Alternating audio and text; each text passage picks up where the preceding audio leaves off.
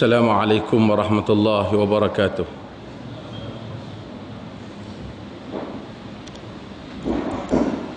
Alhamdulillah, nahmaduhu wa nasta'inuhu wa nastaghfiruh, wa na'udzu billahi min syururi anfusina wa min sayyiati a'malina. Man yahdihillahu fala mudilla lahu wa man yudlilhu fala hadiya lahu. Asyhadu an la ilaha illallah wahdahu la syarika lah wa asyhadu anna Muhammadan abduhu wa rasuluh, amma ba'd. Pengerusi, Mr. Presiden Al-Qayyim, para asatidzah, kita ada hadir hari ini. Sebenarnya ada Ustaz Syazli, ada banyak lagi ustaz-ustaz yang dalam majlis ni. Saya ucapkan selamat datang hadirin dan hadirat sekalian. Hari ini sebenarnya kita bukan nak mula kuliah sepenuhnya lagi, dan kita ada jamuan akikah yang dibuat oleh sahabat kita, saudara Abdul Rahim dan juga Al-Fadhil Ustaz Abdul Rashid. Dan biasa pada bulan Syawal kita memang cari satu tarikh untuk kita buat jamuan, kerana biasanya pada hari raya kita berjumpa, kita tak sempat. Tidaklah itu bererti disunatkan buat majlis hari raya, nanti kata bid'ah baru pula. Jadi ia hanyalah perjumpaan, kerana saya tahu sekarang semua sensitif. Banyak perkara-perkara yang sebahagiannya dilarang, walaupun sebenarnya kita tidak melihat alasan untuk ia dilarang.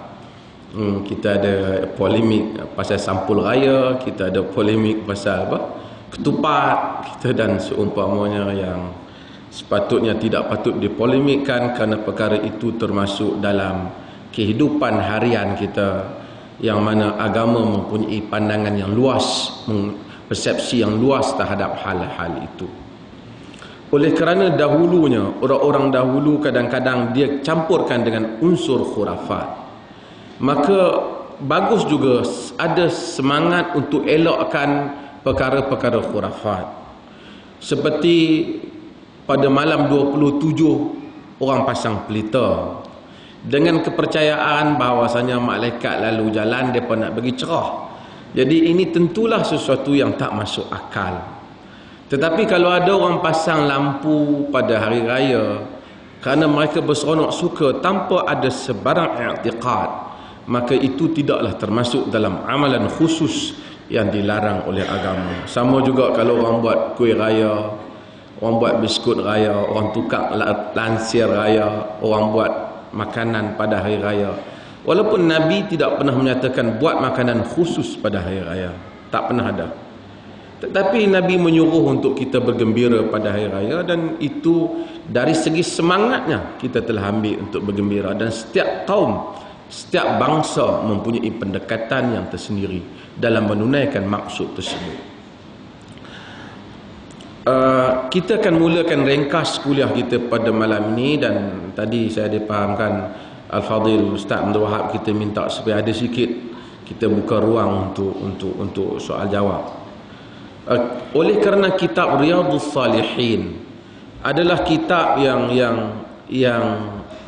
sering kita baca, dan saya daripada dulu dah baca kitab Riyadhus Salihin ni. Ramai orang barangkali dah hampir tamat kot. Tapi oleh kerana kita baca tak habis kitab ni, di sini Al-Fadhil Ustaz Abdul Halim Hasan juga baca Riyadhus Salihin. Saya cadang nak pindah kitab lain, dia orang kata nanti kena beli kitab baru.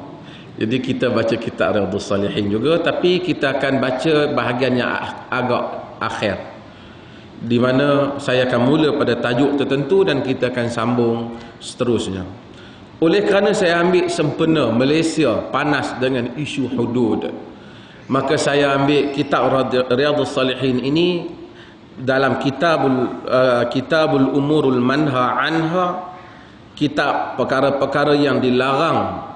Maka kita ambil bab tahrimus syafa'ati fil hudud, bab larangan untuk bersyafaat di dalam hudud. Maka kita akan baca bab ini dan seterusnya.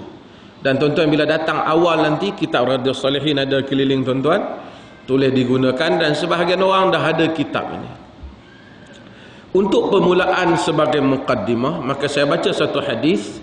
InsyaAllah pada minggu depan kita akan mulakan dengan seterusnya. Wa an Aisyah radhiyallahu anha anna Quraisy ahammahum sya'nul mar'atil makhzumiyah allati saraqat faqalu man yukallimu fiha Rasulullah sallallahu alaihi wasallam faqala man yajtari'u alaihi illa Usamah bin Zaid hubbu Rasulillah sallallahu alaihi wasallam fakallamahu Usamah faqala Rasulullah sallallahu alaihi wasallam atashfa'u fi haddin min hududillah fihim atashfa'u fi haddin min hududillah ta'ala thumma qala fakhtaqaba thumma qala ayyuhan nas thumma qam, yakni dia bangun, fakhtaqaba thumma qala ayyuhan nas innama ahlaka alladhina min qablak innama ahlaka alladhi qablakum annahum kanu idha saraqa fihim asy-syarifu tarakuh wa idha saraqa fihim ad-dha'if aqamu alayhi al-had wa aymullah law anna Fatimah bintu Muhammad saraqat laqata'tu yadaha muttafaqun alaih. Yani hadis ini muttafaq, yakni diriwayatkan oleh Al-Bukhari di dalam sahihnya dan diriwayatkan oleh Imam Muslim dalam sahihnya. Saya selalu sebut, bila kita kata diriwayatkan oleh Al-Imam Al-Bukhari di dalam sahihnya, ni ada ramai pelajar-pelajar hadis saya yang telah berjaya mendapat master hadis pada bulan lepas. Bulan lepas kata tahniah, semua dah dapat master dalam hadis. Apabila kita sebut riwayat Al-Imam Al-Bukhari, tidak semestinya riwayat itu sahih, kerana Al-Imam Al-Bukhari dia bukan sehanya ada Sahih Al-Bukhari, dia juga ada kitab-kitab yang lain. Dia juga ada Al-Adabul Mufrad, dia ada At-Tarikhul Kabir, At-Tarikhus Saghir. Kitab-kitab selain daripada Sahih Bukhari ataupun Al-Jami'us Sahih tidak mensyaratkan hadis-hadisnya mesti kepada darjat sahih seperti yang dikendaki di dalam Sahih Bukhari. Ada kemungkinan hadis yang diriwayatkan oleh Al-Imam Al-Bukhari itu dhaif di dalam kitab-kitab yang lain. Di dalam kitab-kitab yang lain. Sebab itu bila kita kata sahih diriwayatkan oleh Al-Bukhari di dalam sahihnya, yakni di dalam Sahih Al-Bukhari. Tolong ada kereta AHY 1774, tolong ubah kejap. Ada jalan, ada ganggu jalan. Okey. Maka riwayat oleh Al-Bukhari dan Muslim. Ni tuan kereta ni, kalau ni dia dengar, dia tolong ubah kejap. Al-Imam Al-Bukhari riwayat dalam sahihnya dan Muslim riwayat dalam sahihnya, maka kita namakan sebagai muttafaq alaih. Okey. Daripada Aisyah radhiyallahu anha bahwasanya Quraisy ahammahum sya'num ra'atil makhzumiyah, mereka telah fikir, telah jadi kacau kepada mereka, runsing tentang seorang perempuan wanita al-makhzumiyah, yakni wanita bangsawan, allati saraqat, yang mencuri. Faqalu, mereka berkata, man yukallimu fiha Rasulullah sallallahu alaihi wasallam. Mereka kata, siapakah yang akan bercakap mengenai wanita ini pada Rasulullah sallallahu alaihi wasallam? Siapa nak bercakap pada Rasulullah sallallahu alaihi wasallam mengenai wanita yang mana wanita ini telah mencuri, dan mereka berfikir bahawasanya adalah tak patut untuk dijatuhkan hukuman had. Kerana ni kitab ni kita sebut Kitabul Umur Al-Manhi Anha, kitab perkara-perkara yang agama larang, yang kita tak boleh buat. Imam Nawawi masukkan antara perkara yang kita tak boleh buat ini, kita tolong pergi bagi syafaat kat orang di dalam hudud. Mereka kata kita kena cari orang yang boleh cakap kat Nabi, kata kalau boleh jangan potonglah tangan orang bangsawan ini. Dalam setiap masyarakat dia ada perasaan hormat kepada bangsawan ini lebih. Ada yang berlebihan dalam masyarakat, hatta bukan masyarakat kita saja, di Eropah dahulu teruk kasta mereka. Tak boleh berkawan orang-orang yang dianggap bawahan, orang peasant, tak boleh berkawan dengan orang yang dianggap orang noble, golongan yang noble, kelas, orang yang dianggap orang atasan yang mulia. Tak mungkin boleh berkahwin, tak diterima perkahwinan mereka. Tuan-tuan tengok dalam filem Titanic, tuan-tuan tahu hatta pada peringkat Titanic ada pun pemikiran yang seperti itu masih ada lagi di kalangan masyarakat Eropah sekalipun. Dan mereka ada sistem kasta sehingga mereka boleh menghambakan orang. Di India lebih dahsyat lagi sistem kasta mereka, sehingga ada golongan pariah yang mana mereka itu tak boleh, kenuri tentu tak boleh panggil, kahwin dah tentu dah tak boleh, bekas makan mereka tak boleh ditumpang, bahkan mereka patut makan dalam daun pisang saja. Ada pemikiran apabila Islam datang, Islam cuba buang. Dalam masyarakat Melayu juga serupa. Kita ambil pemikiran itu. Pemikiran ini kadang-kadang setengah golongan suka. Saya sebab itu saya kurang gemar. Sebab itu saya kata kepada kelompok Syiah, kelompok Syiah tidak mungkin dapat melaksanakan demokrasi seperti mana yang mereka laungkan. Mereka kata kena bagi hak demokrasi. Sebab mereka menganggap ada kelompok yang tak boleh dipertikaikan. Apabila golongan itu dianggap golongan daripada Ahlul Bait, dia berhak menjadi pemimpin. Sekalipun orang lain yang berkualiti pun tak boleh, sebab bukan Ahlul Bait. Nak jadi imam di kalangan mereka, Ahlul Bait. Dan kemudian apabila masuk ke dalam masyarakat kita kebelakangan ini, pemikiran mengagungkan golongan habaib, golongan yang dianggap, yang dipanggil Habib, Sayyid. Saya tahu kita hormat, kita sayang kat Nabi, tentu kita sayang juga kepada keluarga Nabi. Kita sayang kat sahabat kita pun kita sayang kepada kaum keluarga dia. Ini kan pula Nabi kita sallallahu alaihi wasallam. Tetapi mengkastakan manusia sehingga sebahagian golongan ini sampai tua tak boleh berkahwin kerana mereka tak berhak berkahwin dengan golongan yang bukan Sayyid. Hamka menulis mengkritik perkara ini. Walaupun perkara itu disebut dalam sebahagian buku-buku fiqh tentang masalah kafa'ah, tentang masalah sekufu ataupun tidak, golongan Sayyid berkahwin dengan orang yang tidak Sayyid, Syarifah berkahwin dengan orang yang tidak Sayyid umpamanya. Tetapi hal ini sebenarnya tak pernah disebut oleh Nabi SAW. Tak disebut oleh Nabi SAW.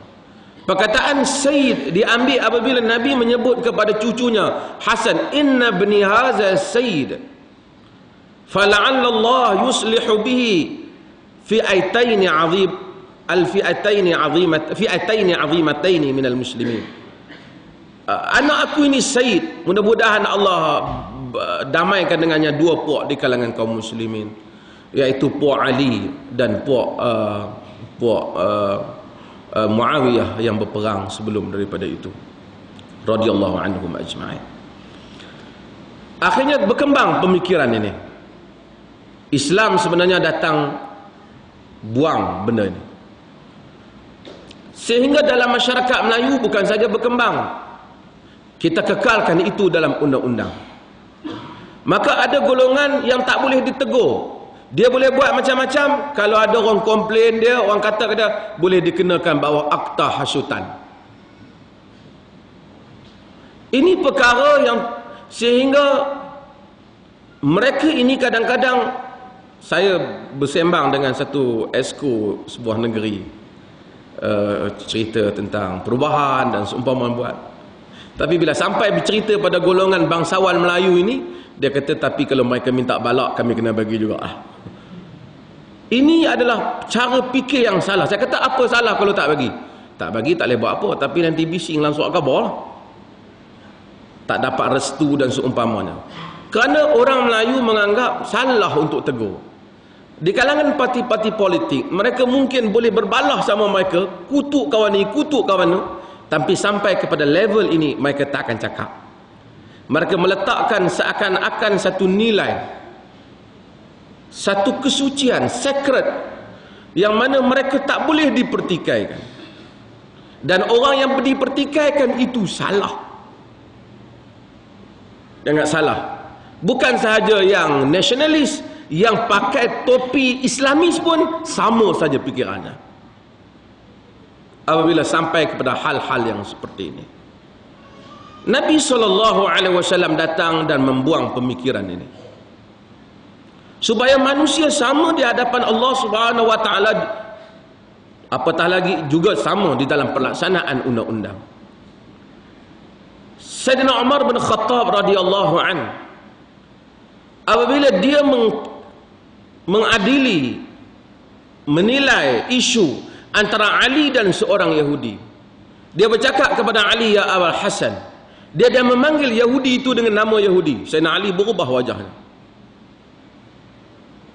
Umar tanya, adakah engkau marah sebab aku samakan kau dalam kes ini bersama dengan Yahudi ni? Ali kata tak. Aku marah sebab kau panggil aku Abul Hasan. Abul Hasan ni kunyah, satu gelaran. Orang Arab ni dia hormat, dia panggil kita dengan kunyah kita. Dah, ya Abul Hasan. Kalau orang tu ada anak macam saya, ada Talhah, ya Aba Talhah. Tuan-tuan ada yang ada macam-macam lah anak. Sebab tu pilih nama anak elok-elok lah. Kalau bubuh anak Awang susah, ya Aba Awang, jadi tak apa sedap macam lah.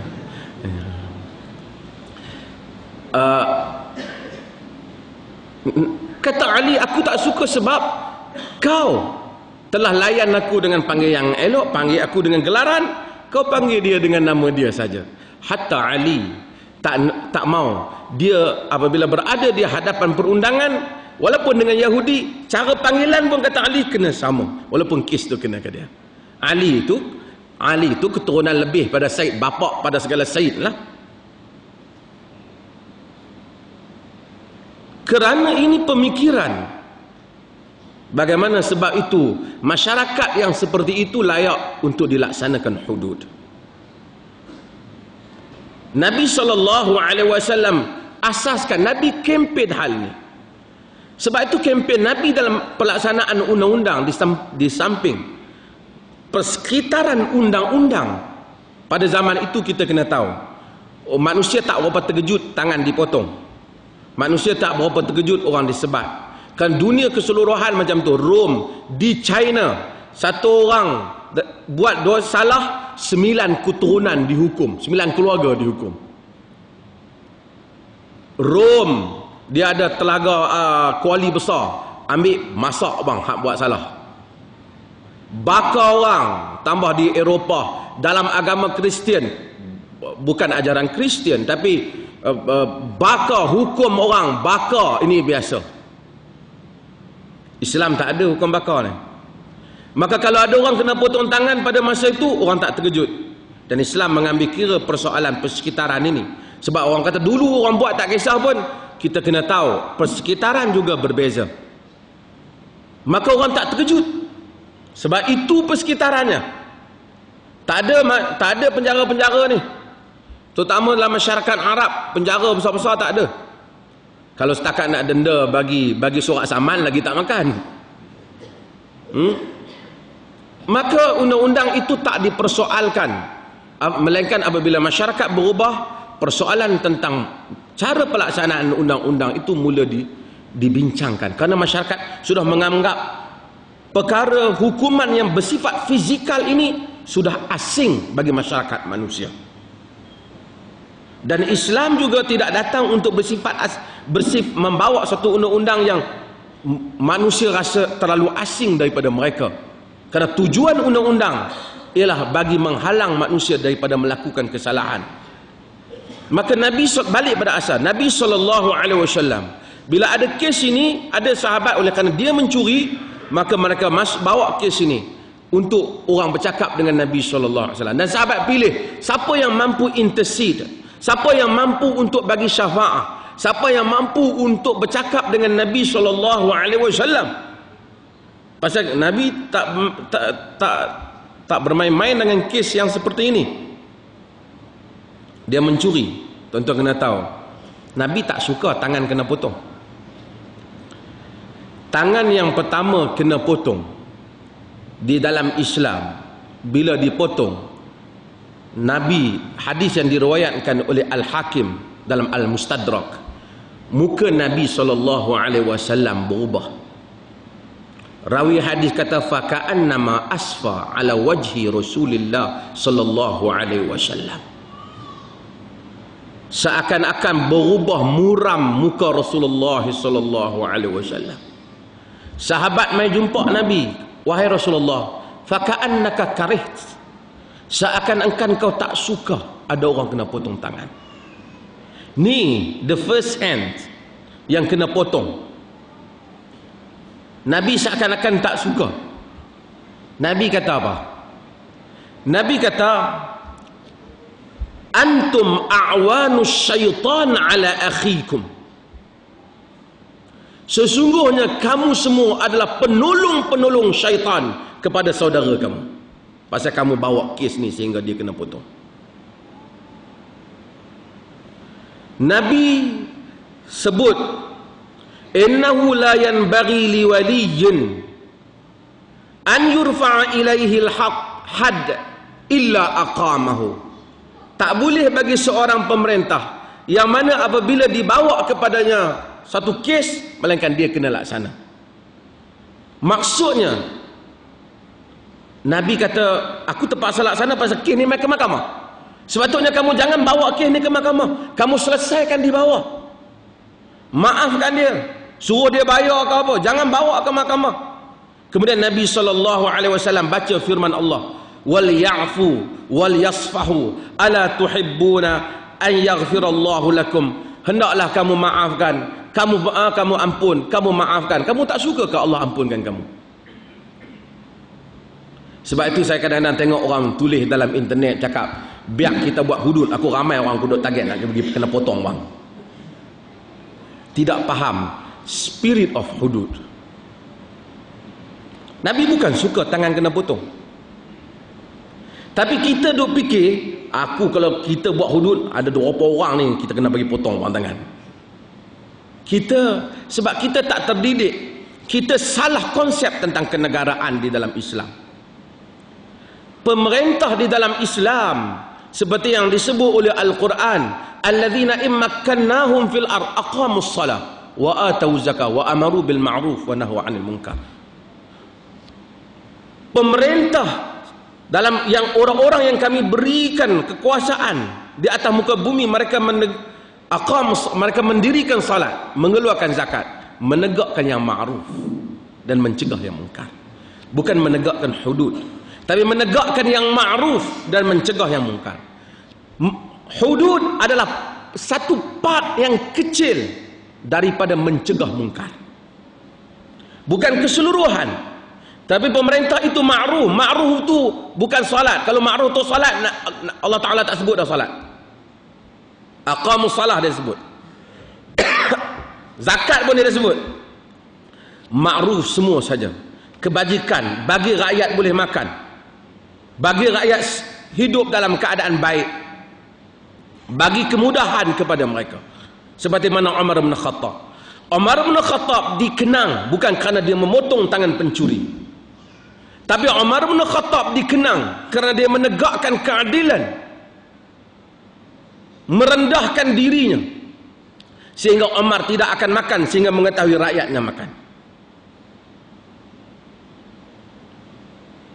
Apabila rakyat mendapat hak mereka, manusia tidak ada alasan untuk mereka mencuri, tidak ada alasan untuk mereka berzina, nak kahwin semudah-mudahnya. Tengok zaman Nabi, bangun dalam majlis, orang tawa, wanita tawa diri pada Nabi. Tawa diri pada ustaz, demam. Tawa diri pada Nabi SAW. bangun tawar diri pada Nabi. Nabi tak nak. Sahabat lain kata Rasulullah, kalau Rasulullah tak nak, kalau dia nak pada saya, bagi ke saya. Kahwinlah masa tu. Mudahnya halal. Setengah orang kata, oh, ni bukan barang mudah. Itu bukan masalah. Wanita bukan barang tak ada harga. Bukan masalah ada harga. Tak ada harga. Wanita berharga pada zaman Nabi. Tapi mudahnya untuk mendapatkan yang halal. Manusia hidup ini nak kahwin rancang tahun ni, 2 tahun belum tentu dapat. Lembu, kambing, semua lagi termasuk dalam rukun-rukun kahwin. Terima kasih. Maka dengan itu, tiba-tiba ada orang, tuan-tuan tengok pada zaman Nabi SAW, jarang orang janda, melainkan ada orang kahwin dengan dia. Padahal pada zaman Nabi ramai orang mati berperang, mati kena bunuh, berjihad. Habis je sahabat ni ambil, habis ni sahabat ni ambil. Kita susah. Artis yang janda terkenal naik atas pentas pun belum ada orang kahwin sampai sekarang.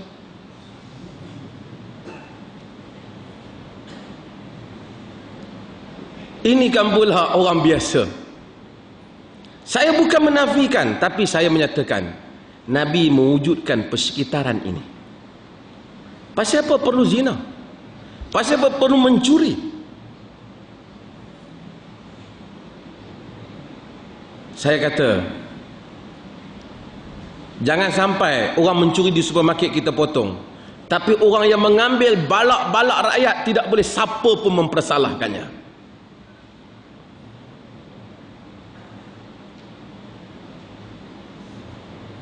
Kita tak ada persekitaran itu. Nabi mewujudkan persekitaran itu. Ketika Umar memotong tangan pencuri, di antara bau kiri dan kanannya 12 tampung jahitan. Siapa yang berani tampil menyatakan dia memotong tangan pencuri kerana dia mempunyai kepentingan politik?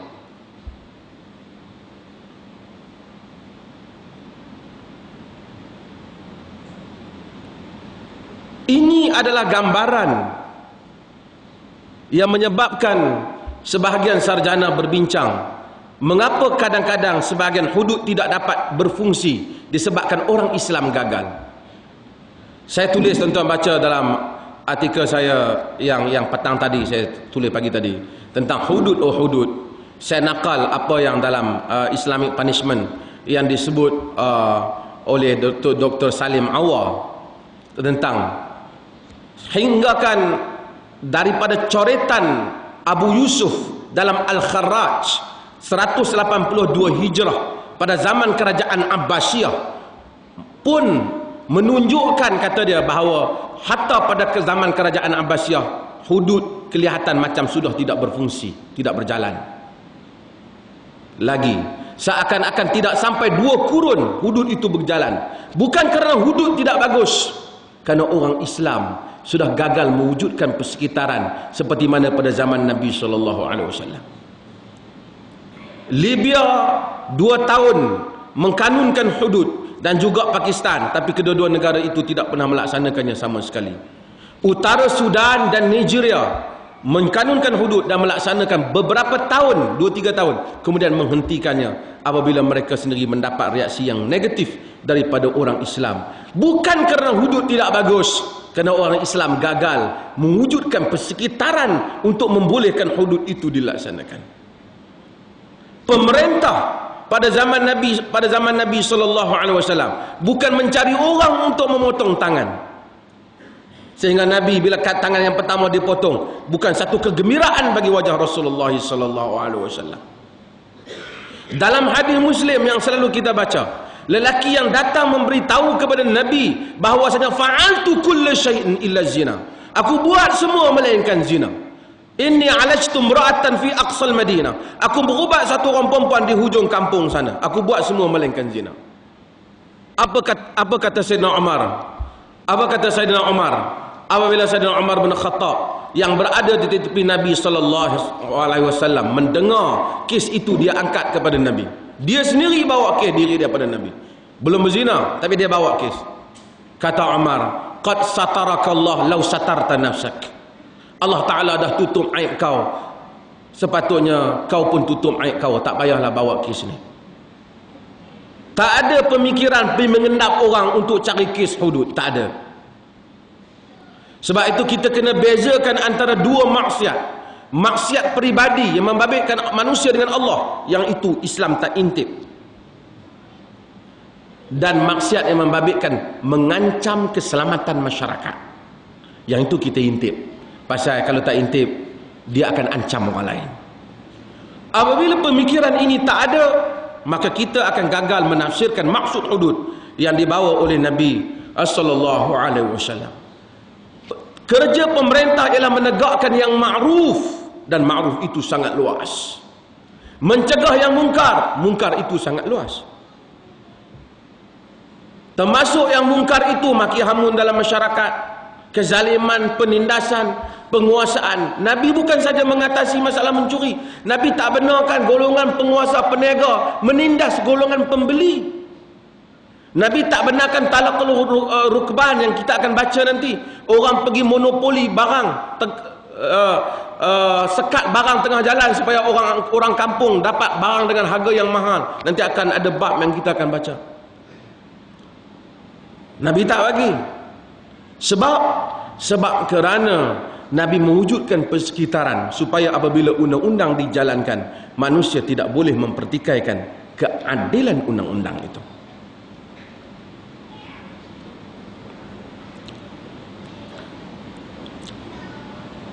Fakallamahu Usama faqala Rasulullah. Lalu Usama, boleh kerana Usama, siapa yang dapat cakap, mereka kata suruh Usama. Wa man yajtari'u alaihi illa Usama bin Zaid hubbu Rasulillah. Siapa yang berani nak cakap dengan Nabi melainkan Usama. Usama ni hubbu Rasulillah. Usama ni pak dia Zaid. Zaid ni Nabi sayang, anak angkat Nabi SAW. Nabi sayang pak dia, Nabi sayang anak dia. Sebab itu sebahagian para sahabat, Umar bin Khattab, dia bagi lebih pada Usama, lebih daripada anak dia Abdullah bin Umar. Bila orang tanya pasal apa, anak dia tanya kau bagi kat dia lebih, dia kata pasal pak dia Nabi lebih sayang pada pak kau, dan dia lebih Nabi sayang daripada kau. Nabi sallallahu Umar dia hebat, dia didahulukan. Umar bin Khattab radhiyallahu an muliakan Usama, Ibnu Abbas muliakan Usama. Dia berkata suruh Usama, dan Usama bercakap pada Nabi, kata Rasulullah, ini perempuan anak golongan bangsawan, ini golongan apa? Bangsawan ni nak sebut apa dalam bahasa Melayu? Bangsawan lah kan? Ini golongan bangsawan. Bukan hak main bangsawan tu, atau main bangsawan tu lain. Di Perlis ada seorang nama Ismail Bangsawan, tapi dia tidak bangsawan lah, dia main. Ni orang Perlis dah.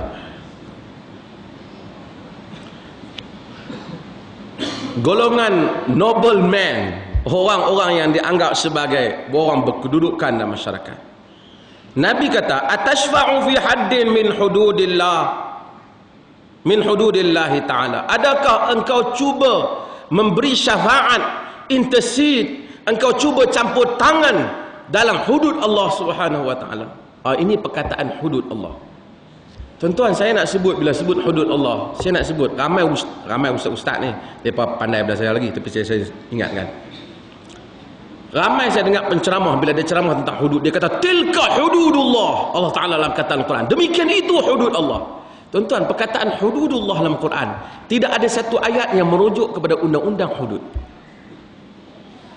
Ayat hududullah dalam Quran, dalam surah Al-Baqarah, merujuk kepada isu kes hukum hakam talak kedua-duanya. Dalam surah An-Nisa, ia merujuk kepada masalah harta pusaka. Dalam surah Al-Mujadalah, ia merujuk kepada masalah hukum zihar. Jadi hududullah, hudud Allah dalam Quran, semua hukum Tuhan. Jadi kalau kata kita nak tegakkan hudud Allah dalam Quran, artinya hang kena tegakkan semua hukum Allah dalam Quran. Bila dia kata saya nak tegakkan hukum Allah dalam Quran, balik dia bawa penampak bini dengan penendang, hang tak tegakkan lagi. Hang cakap pandai. Hudud dalam Quran tu ada kaitan buat baik dengan bini. Hudud, perkataan hudud. Cuma dalam hadis ni hudud, Nabi kata haddin min hududillah. Had daripada had-had Allah. Ini saya sebut dalam ceramah bila saya kata. Ini kita kena faham. Setengah orang dia salah faham bila dia baca ayat wa man lam yahkum bima anzalallah fa ulaika humul kafirun. Sesiapa yang tidak memerintah dengan hukum Allah, tu terjemahan dia. Tak betul. Quran tidak pernah kata sesiapa yang tidak memerintah dengan hukum Allah. Sekarang kata siapa yang tidak berhukum dengan hukum Allah. Orang kata bila dia wa man lam yahkum bima anzalallah fa ulaika humul kafirun. Siapa yang tidak memerintah hukum, itu dia terjemah. Quran tak kata. Quran kata yahkum, daripada kata hakam. Karena pemerintah, macam mana kita tahu perkataan al-amr, pemerintah. Waliyul amr, itu pemerintah. Tetapi hakam maksudnya menghukum.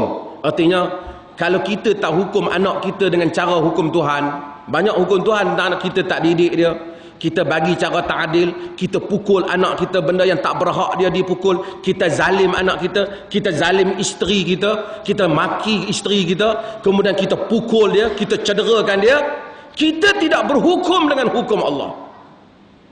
Kalau kita kafirkan orang yang tak hukum, kita juga kafir di bawah. Dia kata tak, yang kafir atas, saya tak masuk. Sebab itu maka para ulama memberikan tafsiran. Apa maksud hukum di situ? Dan apa juga maksud kafir di situ? Ini perkataan hudud dalam ayat ini. Nabi SAW kata, kemudian Nabi bangun dan berkhutbah. Nabi menyatakan, wahai manusia, sesungguhnya binasa orang-orang sebelum daripada kamu. Mereka itu apabila orang-orang yang mulia di kalangan mereka mencuri, mereka tinggalkan. Dan apabila orang-orang yang lemah di kalangan mereka mencuri, lalu mereka ambil tindakan. Ataupun mereka dirikan aqamu alaihil had, mereka tegakkan hudud. Fa'aimullah, demi Allah, sekiranya Fatimah binti Muhammad mencuri, nescaya aku akan potong tangannya. Ini keadilan di hadapan undang-undang. Jika kita boleh kata sekiranya raja mencuri, anak raja mencuri, orang istana mencuri, orang bawah mencuri, orang kampung curi, orang bandar curi, semua kita nak potong tangan. Maka kita sampai ke tahap ni ya. Tapi kalau kata orang raja mencuri, siapa yang petikaikan? Dia kena bawah akta hasutan, kita tak boleh buat hudud. Kita tak boleh buat hudud.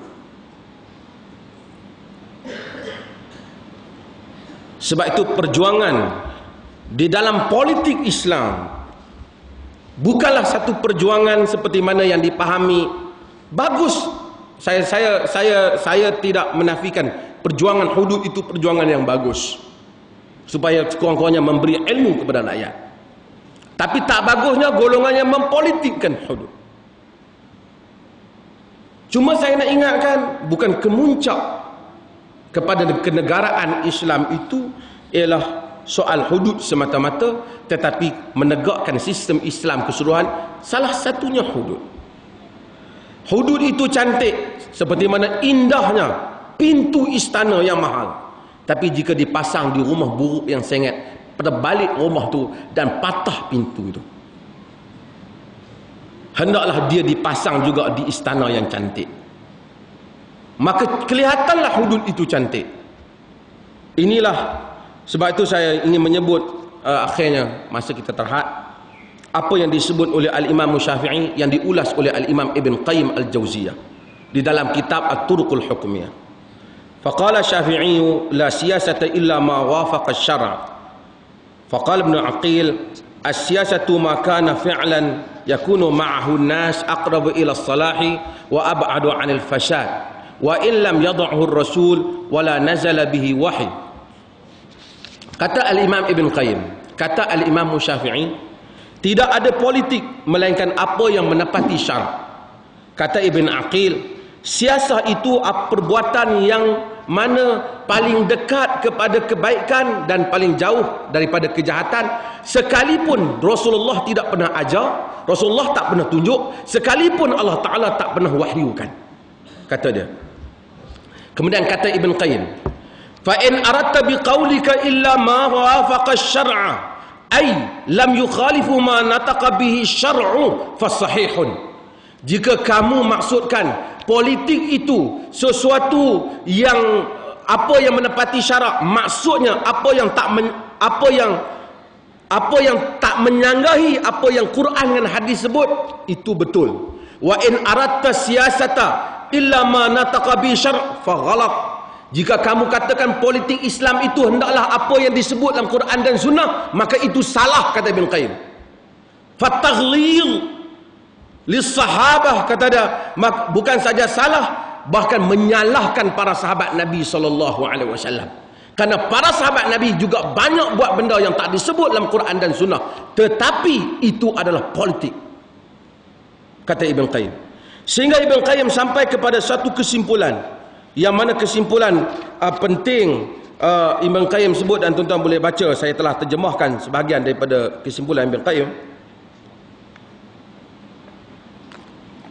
di mana Al-Imam Ibn Qayyim menyatakan bahawasanya politik itu hanyalah istilah kita, mustahil, tetapi pada istilah syarak dia adalah hukum Tuhan.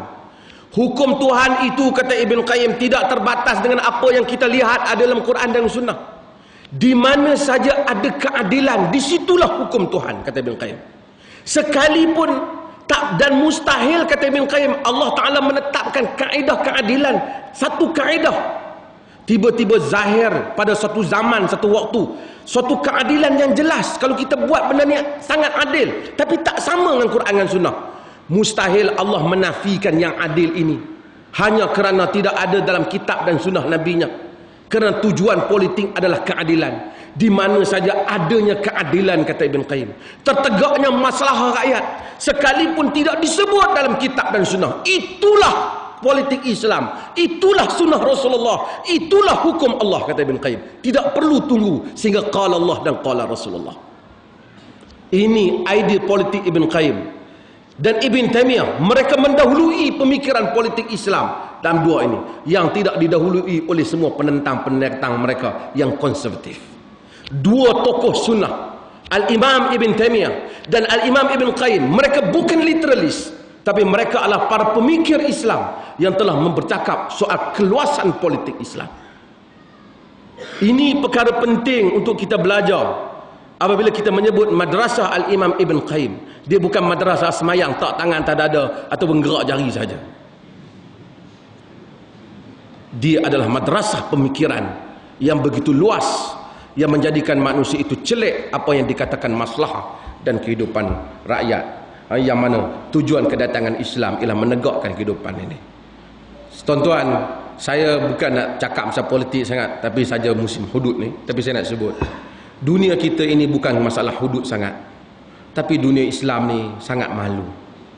Kita tinggi indeks rasuah, harta kita, minyak kita banyak. Bukan masalah kerana kalau buat hudud pun hak ambil minyak tu tak kena dengan cara masyarakat yang ada. Masalah ketelusan, masalah social justice, masalah bagaimana kita menegakkan keadilan sosial. Kita bukan puji barat, tapi kita malu. Mereka tak ada hudud dalam negeri mereka, tapi pemimpin mereka tak berani curi duit macam pemimpin kita.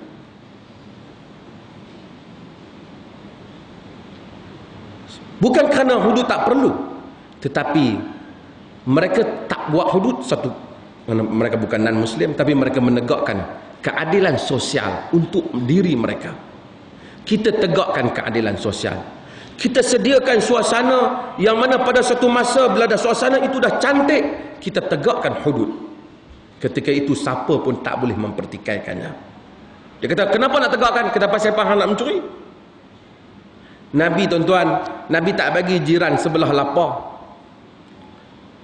Nabi tak bagi orang Islam susah, semangat tolong menolong. Nabi hidupkan di kalangan orang Islam. Sayangkan saudara, sayangkan sesama Muslim, Nabi hidupkan. Ada air sikit dia tak minum, melainkan fikir juga saudara dia. Dalam masyarakat yang macam tu, hudud berjalan, kau tak ada pasal mencuri. Sebab tu saya sebut idea Hamzah Yusuf, salah seorang tokoh penceramah terkenal daripada Amerika, dia menyebut dalam consumerist society, pengujudan undang-undang hudud bukan hudud yang tak bagus, tetapi dia tak ngam dengan masyarakat tu. Dia punya framework tu bukan yang itu. Maka kita dapati gerakan Islam di Turki sekarang sedang hidupkan Islam di Turki. Dia tak bicara tentang hudud kerana masanya belum tiba. Kita tak boleh kapikan mereka. Hamas sendiri yang siang malam duk tembak orang mati ni pun tak potong tangan lagi walaupun dia memerintah. Mesir yang naik memerintah, Ahmad Mesir juga dia, Nursi juga tidak memperkatakan tentang pelaksanaan undang-undang hudud. Sebab bukan mereka menolak hudud, tetapi mereka semuanya merasakan hudud memerlukan suasananya yang sesuai untuk dilaksanakan. Kita orang Islam tak tentang hudud. Saya sebut ada 3 golongan. Satu, golongan yang memang tak mau hudud tu sendiri. Apa idea hudud tu pun dia meluat dah. Ini rosak akidah dah. Golongan yang kedua, dia tak meluat hudud. Dia mungkin dia petikai pandangan orang tentang hudud. Macam ada orang petikai, kalau 2 orang, seorang mencuri, seorang Muslim dan Muslim main kepada undang-undang, kita kata yang Muslim dipotong, yang tak Muslim masuk penjara. Ataupun kita buat hukum qisas, satu orang potong telinga kawan dia. Kalau Muslim potong, kita potong telinga dia balik, balas. Tapi kalau non-Muslim, kita tak potong telinga dia balik, pasal undang-undang tu tak kena pada dia. Tentu kita tak dapat. Dia bukan saja adil, mesti kelihatan adil. Orang kata tak apalah, biarlah orang bukan Islam suka mencuri, orang Islam tak mau mencuri. Ada orang fikir macam tu. Islam bukan fikir macam tu. Islam dia fikir untuk keamanan negara. Maka kalau ada orang petikai hal ini, dia bukan petikai hudud, dia petikai cara kita faham terhadap undang-undang itu. Adakah mesti hudud ni semua non-Muslim tak terlibat? Ataupun mesti ada bahagian yang non-Muslim juga terlibat? Kalau nak dibuat, jika ia membabitkan masalah kepentingan yang dikongsi bersama. Tak apalah minum arak dia boleh minum. Tapi takkan mencuri dia boleh, kita tak boleh. Takkan cedera orang dia boleh, kita tak boleh. Maka pemikiran ini memerlukan ijtihad baru. Buat setelah kita mantap dalam ijtihad. Kalau ada orang minta supaya enactment itu dibincangkan, bukan menolak hudud, tapi mengemaskan dia, itu bukan menentang hudud. Golongan yang ketiga ialah golongan yang menyatakan bahawasanya bukan hudud salah, tetapi kita kena tunggu waktu yang sesuai untuk buat. Haji sesuatu yang wajib. Tapi kalau jalan berperang, kita pergi kapal terbang, kita nanti dia tembak. Ataupun kita pergi perjalanan berlaku peperangan, jalan nak sampai tak boleh, kita tangguhkan haji. Bukan kerana haji tak bagus, syarat tidak cukup. Itu haji, rukun kelima. Ini kan pula perkara yang membabitkan masalah keselamatan awam dan seumpama. Idea hudud bagus, kita menyokong hasrat, tetapi kita menyatakan ia memerlukan penelitian sebelum pelaksanaan. Terima kasih banyak. Buka soalan. Saya ingat kita buka satu soalan dah, pasal kita nak kena pergi makan lagi.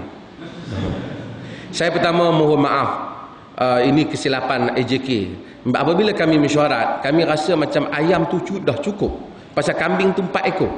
Tiba-tiba ayam rupanya tak cukup sebab ramai orang makan ayam. Dan kita terlupa, kita ingat majlis-majlis yang lepas semua cukup kerana Datuk Seri Syahidan selalu datang dengan segala gerombolan makanannya. Tapi kali ini dia tak datang. Jadi kita, kambing tu masih ada. Tapi saya tahu ada orang yang tak makan kambing, kan? Tapi Nabi makan kambing. Saya tahu lah Nabi makan kambing. Tapi kalau orang tak makan kambing, tidaklah berarti dia benci Nabi.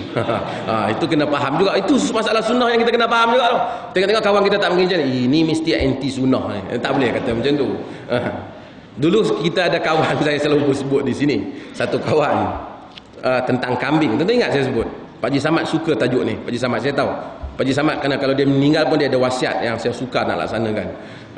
Apa nama, kawan saya seorang, dia kata dia jual rokok, dia edar rokok, dia Langkawi, dia rokok, dia jadi ejen edar rokok. Jadi dia jumpa satu orang belah kambing. Dia kata saya bela kambing. Sebab Nabi semua Nabi bela kambing. Tapi kambing ni ada satu daun saja dia tak makan. Daun bang, daun temakau. Jadi dia kata ambil faham macam tu ya. Kalau pun tak mau makan kambing, janganlah duk pergi jual daun temakau tu. Jadi minta maaf banyak. Kambing tu insya-Allah ada lagi, tuan-tuan boleh makan. Kalau tak ada pun kita jadikanlah majlis hari ini untuk bersosial. Ini insya-Allah minggu depan kita akan sambung kuliah kita seperti biasa. Saya ingat kita ada boleh buka satu atau dua soalan dan kemudian kita akan sambung. Silakan. Silakan.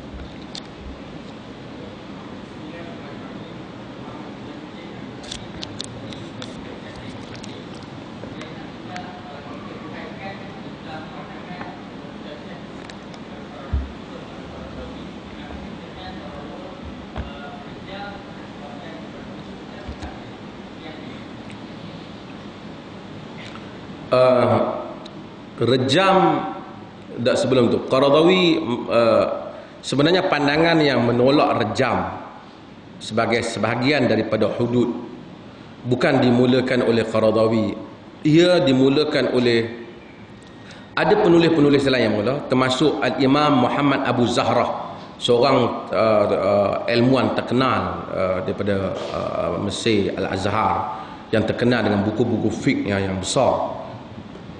Dia menyatakan rejam itu tak termasuk di dalam hudud. Banyak alasan-alasannya, termasuk rejam tak disebut dalam undang-undang itu penting, mati, tapi tidak disebut dalam Quran. Dia dikatakan dimansuhkan kerana bukan jadi tabiat Quran.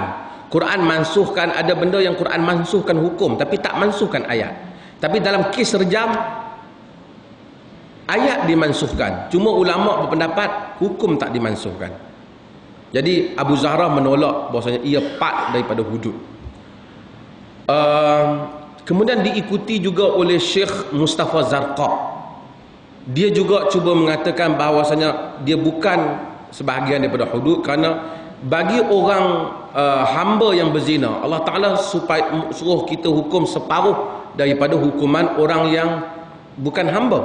Tapi maka kalau untuk itu kita tak mungkin untuk buat separuh rejam, tapi kita boleh buat 50 rotan.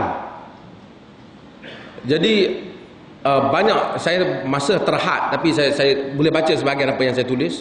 Kemudian diikuti oleh Qaradawi. Dia tidak begitu berani, Qaradawi tidak begitu berani, tapi dia sebut secara umum. Dia tak berani tulis secara jelas, tapi dia kata dia menyokong idea itu. Dia membuat nota kaki sokongan itu yang saya baca, antaranya ketika dia mentaklikkan kepada kitab Fatwa Az-Zarqa, kitab himpunan fatwa Syekh Mustafa Zarqa, dan dia menyebut tentang hal ini. Dia menyebut tentang hal ini, tentang masalah rejam. Dan kita tahu kes rejam yang dibuat di beberapa negeri yang telah menimbulkan satu. Tuan-tuan pergi dalam internet, tuan-tuan tulis saja destoning, tuan-tuan akan tengok banyak gambar-gambar yang dia ambil tentang yang rejam itu, dan kemudian macam-macam lah mereka kata pada Islam. Sebenarnya rejam ni ada dalam agama Yahudi dulu ada, tidak boleh dinafikan. Kita tengok dalam Old Testament, kita tengok ada cerita orang yang kena rejam, tetapi kita tak nampak dalam nas agama. Cuma ada riwayat tentang hatta lelaki yang direjam, Ma'is itu, bukan Nabi nak rejam, dia minta. Lalu timbul perbahasan di kalangan para ulama, adakah rejam yang dilakukan pada Ma'is itu kerana memakai hukuman Yahudi dahulu, kerana belum turun ayat sebat, ataupun seumpamanya. Berlaku khilaf di kalangan dalam hal ini, dan kita tak lihat dalam catatan-catatan ulama-ulama tentang kes rejam ini dibuat selepas daripada zaman khulafa. Kita tak dengar mereka dibuat. Cuma saya nak sebut sikit, Qaradawi dalam bukunya Fiqh Jihad yang tuan-tuan mengaji tak habis tu, dalam buku Fiqh Jihad, dia menyebut bahawasanya Malaysia dan Malaysia ini negara Islam. Itu, dan saya juga ingin menegaskan bahawasanya memanglah Malaysia ini negara Islam. Tapi bila sebut negara Islam, bukan bererti dia, kadang kita ada aku orang Islam, ramai orang Islam tak puasa, ada orang Islam berjudi, ada, tapi title tu Islam, tapi yang tak betulnya kita kafirkan negara. Kerana negara ni kalau kafir pun dia bukan negara Malaysia, bukan nak masuk syurga dan neraka, nak masuk kita. Tapi ada orang suka bahas masalah negara Islam, tak negara Islam dan seumpamanya. Saya kata bukti kita negara Islam yang paling kuat apabila kita menuntut supaya dia buat hudud. Kata Qaradawi, Malaysia ni buat undang-undang Islam tak? Buat. Tapi bukan semua. Ada bahagian undang-undang Islam yang dia buat. Kita jangan fikir undang-undang Islam tu hudud saja. Nikah kahwin pun sebahagian daripadanya. Cuba kita buat hudud, kita tak buat nikah kahwin. Boleh ke? Buktinya kita suruh dia buat hudud. Kita tak mungkin boleh pergi jumpa non-Muslim Ramasami. Saya tengok you duit banyak, pasal apa you tak pergi haji? Tak boleh kita tunjuk dia. Dia kata you tak pergi haji tau. Nanti kita tak akan suruh dia pergi haji kerana haji ialah kaitan dengan Islam. Tapi kalau dia Muhammad, dia duit banyak, hang ni duit banyak, oh tengok pergilah haji. Itu betul. Kita tak mungkin suruh negara Thailand buat hudud. Tapi kita suruh negara Malaysia buat hudud. Bila kita suruh, bererti kita mengiktiraf dia. Maksudnya pihak yang menyuruh tu. Saya kata dia negara Malaysia kena buat hudud, tapi bukan sekarang. Setelah mencukupi syarat-syarat yang saya sebut tadi. Lambat lagi lah, panjang lah cerita ni. Kan? Kemarin esok lusa memang tak boleh buat lagi kan. Tapi artinya kita fikir salah. Kita suruh orang tu pergi haji, kemudian kita kafirkan dia. Tak boleh. Ini cara fikir yang salah. Sebab tu saya fikir tak salah duk bincang kafir, negara sekular, negara kafir. Buang masa. Kita nak buat apa dalam negara ni? Apa benda Islamik yang kita nak bincang pasal istilah. Kita kritik pelaksanaan tak ada masalah. Ada orang kritik bank Islam ataupun bank muamalat, kita kata hang kafir lah, hampir kritik benda Islam. Tak boleh, dia bukan kritik Islam, dia kritik dia kata bank pun bank Islam. Kita kritik orang yang laksanakan tu. Kita tak boleh kafirkan hal tu. Bila orang kritik sesuatu enactment, dia bukan mengkritik hudud tu, dia mengkritik cara orang laksanakan. Ada last question? Ada soalan? Ya.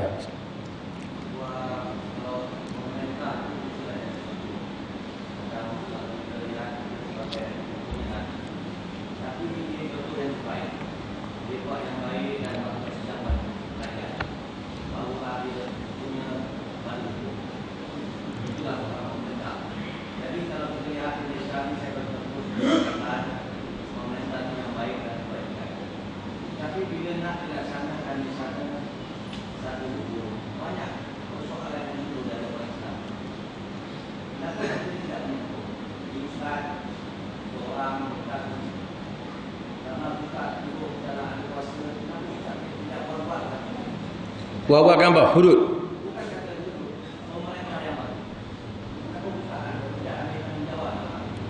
Apa maksud tak war-warkan tu? Apa perkara yang perlu kita, yang saudara nak masukkan untuk saya war-warkan?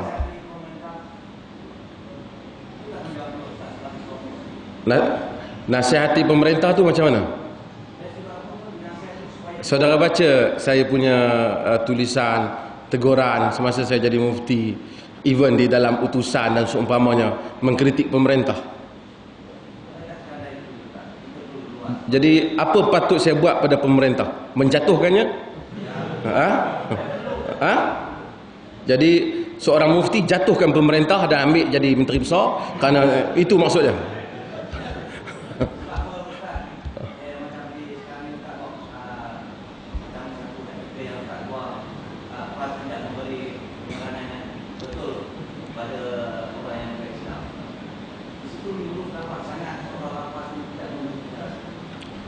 Saya kata hal itu sebab saya tahu Kapal Singh berceramah siang malam mengampah, tapi dia tak faham. Saya tak kata nak Kapal Singh tak faham. Pasal apa dia tak faham? Siapa yang tak terang pada tadi? Okey, saya pun boleh kata soal kenapa PAS tak terang kat dia. Betul ke? Dia lawyer tau, tapi dia tak faham.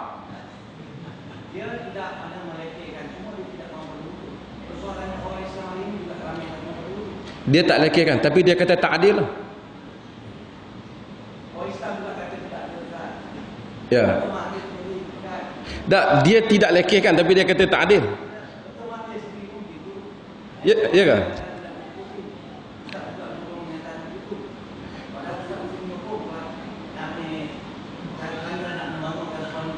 Saya sebut tadi, hudud itu sendiri orang tak petikaikan. Orang petikaikan penafsiran hudud. Kapasing, saya fikir dia penafsirkan tentang penafsiran itu. Tentang adakah rogol perlukan 4 orang saksi itu pun tidak. Mereka petikaikan hal itu. Walaupun enactment itu telah diubah sedikit kemudiannya. Saudara boleh baca tulisan Profesor Hashim Kamali mengulas tentang hudud, enactment hudud Kelantan dan Terengganu. Mereka tak menentang hudud, tapi mereka mengemaskan enactment itu. Kerana kalau kita nak buat, kita kemaskan dia. Tetapi PAS being trapped apabila dia terbabit terlalu lama membincangkan hal ini sehingga itu telah dijadikan sebagai isu politik dalam negara, sehingga orang melupai banyak benda lain yang boleh dibuat oleh sebuah gerakan Islam. Gerakan Islam boleh bagi kebajikan, buang rasuah. Gerakan Islam boleh tentang ketidaksamaan. Dan ini idea yang tak bagus bagi orang PAS. Dia pantang dikritik. Dia mencanangkan demokrasi dan menganggap bahawa kalau orang mengkritiknya bererti mengkritik Islam. Ini pendekatan yang tak bagus. Sebab itu kita bimbang. Gerakan Islam, bukan semua orang PAS. Saya kata ada orang PAS lah. Tapi saya ingat ramai pemimpin PAS okey je. Saya tengok Tuan Guru Nik Aziz jawab pada artikel saya tu pun okey je. Tapi artinya dia rasa kalau orang kritik PAS artinya menentang Islam. Tak semesti. Orang mengkritik idea itu. Dan PAS tak boleh duduk dalam lamunan itu terlalu lama. 65% pengundi tidak ada parti. Dan sikap untuk menjadi pemerintah ialah sikap keterbukaan untuk mendengar cadangan rakyat. Lebih baik tidak memotong tangan kerana tidak cukup bukti daripada memotong tangan kerana tersilap hari bulan.